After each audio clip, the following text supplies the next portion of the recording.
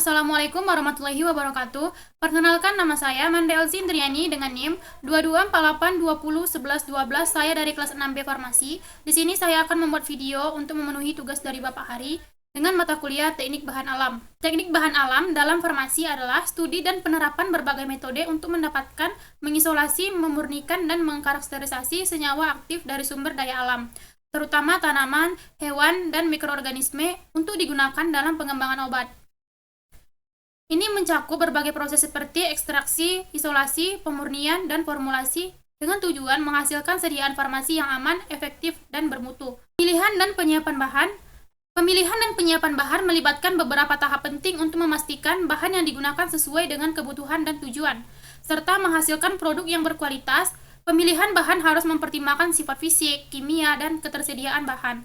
Sementara, penyiapan bahan meliputi proses pembersihan, pengolahan, dan penyimpanan agar siap digunakan. Pemilihan bahan.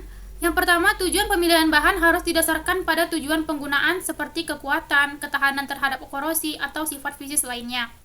Bahan harus memenuhi persyaratan sifat fisik yang dibutuhkan seperti kekerasan, kekakuan, atau kemampuan untuk tahan terhadap panas atau dingin. Bahan harus memiliki sifat kimia yang sesuai dengan lingkungan dan proses yang akan digunakan, serta tidak bereaksi secara berbahaya dengan bahan lainnya.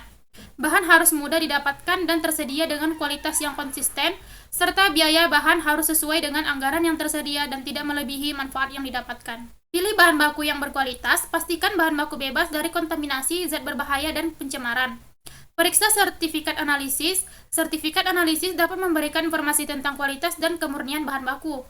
Evaluasi pemasok. Pilih pemasok yang terpercaya dan memiliki reputasi baik dalam menjaga kualitas bahan baku. Pastikan keaslian bahan baku. Periksa dan verifikasi keaslian bahan baku untuk mencegah produk palsu atau bermutu rendah. Eksipien. Pertimbangkan sifat fisika, kimia. Pilih eksipien yang kompatibel dengan zat aktif dan tidak mengganggu stabilitas produk. Pastikan kompatibilitas. Bahan kemasan harus kompatibel dengan zat aktif dan eksipien. Perhatikan stabilitas produk. Bahan kemasan harus melindungi produk dari pengaruh lingkungan, baik itu suhu, cahaya, dan kelembaban. Perhatikan biaya. Pilih bahan kemasan yang ekonomis, namun tetap memenuhi persyaratan kualitas. Periksa kualitas material. Pastikan bahan kemasan kuat, tahan lama, dan tidak mudah rusak. Stabilitas bahan baku, eksipien, dan bahan kemasan itu harus stabil secara fisik dan kimia selama masa simpan produk. Dan kompatibilitas, bahan-bahan tersebut harus kompatibel satu sama lainnya dan tidak bereaksi secara negatif. Selanjutnya, penyimpanan bahan. Pemilihan tempat penyimpanan gudang atau ruang penyimpanan khusus. Pilih tempat yang aman, bersih, dan teratur untuk penyimpanan bahan baku, bahan kemas, dan produk jadi. Peralatan gudang harus dilengkapi dengan rak, palet, dan peralatan lain yang memadai untuk menjaga kebersihan, kerapihan, dan keamanan bahan yang disimpan. Kondisi lingkungan gudang harus memiliki kondisi lingkungan yang terkontrol, termasuk suhu, kelembaban, dan pencahayaan yang sesuai dengan persyaratan penyimpanan produk farmasi. Suhu penyimpanan yang sesuai. Penyimpanan harus dilakukan pada suhu yang sesuai dengan jenis produk farmasi yang disimpan. Selanjutnya, tahap memperoleh simplisia. Tahap memperoleh simplisia meliputi pengumpulan bahan baku, sortasi basah, atau pemisahan bahan asing yang tidak diinginkan, pencucian, pengubah bentuk atau perajangan atau pemotongan, pengeringan, sortasi kering atau pemisahan sisa-sisa, dan pengemasan serta penyimpanan. Tujuan utama dari ini adalah untuk mendapatkan simplisi yang bersih, berkualitas, dan tahan lama. Bagian tanaman, cara pengumpulan dan kadar air dari simplisia. Yang pertama, batang. Batang dipanen sesuai jenis tanaman dan bagian yang digunakan. Kadar airnya kurang dari 10%. Yang kedua, daun. Daun dipanen pada saat daun sudah cukup umur dan berkualitas terbaik dengan kadar airnya kurang dari 5%. Yang ketiga, buah. Buah saat menjelang matang, setelah matang, atau saat terjadi perubahan warna atau bentuk. Kadar air dari buah itu kurang dari 8%.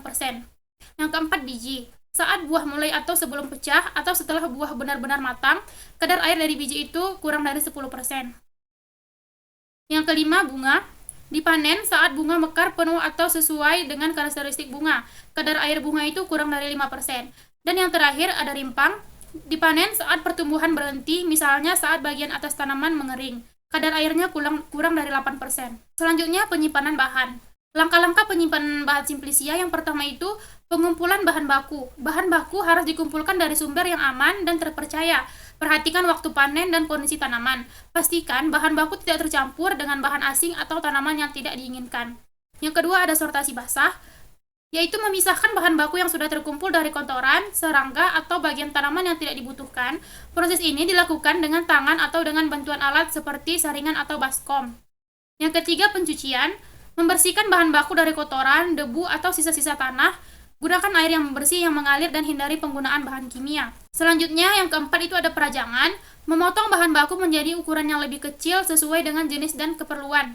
Peralatan yang digunakan harus terbuat dari bahan yang aman dan tidak bereaksi dengan simplisia.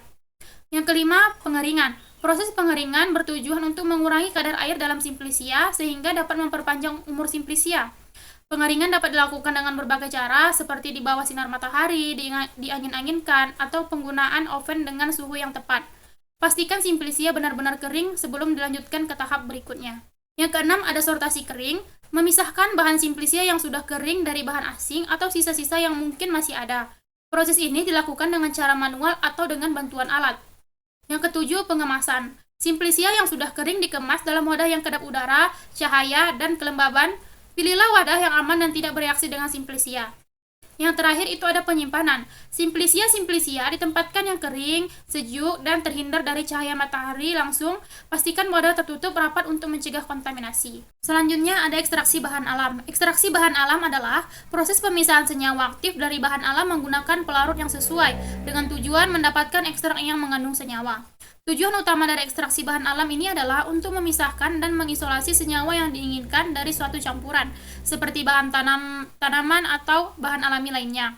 Manfaatnya untuk mendapatkan bahan baku untuk industri farmasi, makanan, dan kosmetik, serta menghasilkan senyawa aktif yang memiliki potensi untuk dijadikan obat atau suplemen. Selanjutnya itu ada metode. Yang pertama ada meserasi. Dengan penarikan senyawa aktif, melarutkan simplisia atau bahan nabati dalam pelarut pada suhu kamar dengan pengocokan atau pengadukan berkala. Yang kedua ada infusasi, yaitu proses penarikan senyawa aktif dengan meredam simplisia dalam pelarut panas atau air mendidih selama beberapa waktu. Yang ketiga ada digesti, yaitu proses penarikan senyawa aktif dengan pemanasan simplisia dan pelarut pada suhu yang tidak terlalu tinggi selama beberapa waktu. Yang keempat ada perkolasi, yaitu proses penarikan senyawa aktif dengan memberikan pelarut mengalir melalui simplisia yang telah dihaluskan. Dan yang terakhir itu ada sokletasi, yaitu metode ekstraksi dengan menggunakan alat soklet untuk mengekstraksi senyawa aktif dari bahan padat. Selanjutnya itu klasifikasi. Yang pertama, padat cair. Ekstraksi yang melibatkan pemisahan senyawa dari bahan padat dengan pelarut yang cair, seperti metode meserasi dan perkolasi. Yang kedua, cair-cair. Ekstraksi yang melibatkan pemisahan senyawa antara dua fase cair yang tidak saling larut. Dan yang ketiga, ada dingin. Metode ini metode ekstraksi yang dilakukan pada suhu kamar atau suhu rendah untuk menghindari kerusakan senyawa aktif yang sensitif terhadap panas. Dan yang terakhir ada panas. Metode panas ini adalah ekstraksi yang menggunakan pemanasan untuk melarutkan senyawa aktif seperti infusasi dan digesti. Selanjutnya ada pelarut-pelarutnya. Yang pertama itu pelarut polar seperti air, alkohol, yaitu etanol dan metanol, dan aseton efektif untuk mengekstraksi senyawa polar seperti flavonoid, fenol, dan glikosida. Yang kedua, pelarut non-polar seperti heksana, eter, dan kloroform yang digunakan untuk mengekstraksi senyawa non-polar seperti lipid, alkaloid, dan minyak atsiri. Yang ketiga ada pelarut polar antara seperti etil, asetat, dan diklorometana digunakan untuk mengekstraksi senyawa dengan kepolaran yang lebih kompleks, misalnya senyawa yang mengandung gugus hidroksil dan aromatik. Terakhir itu ada evaporasi, yaitu proses penguapan pelarutan dari ekstrak yang telah didapatkan untuk mengonsentrasikan senyawa aktif dan mendapatkan ekstrak yang lebih kental atau padat. Evaporasi ini dapat dilakukan dengan cara pemanasan, penguapan vakum, atau dengan menggunakan teknik pengeringan khusus.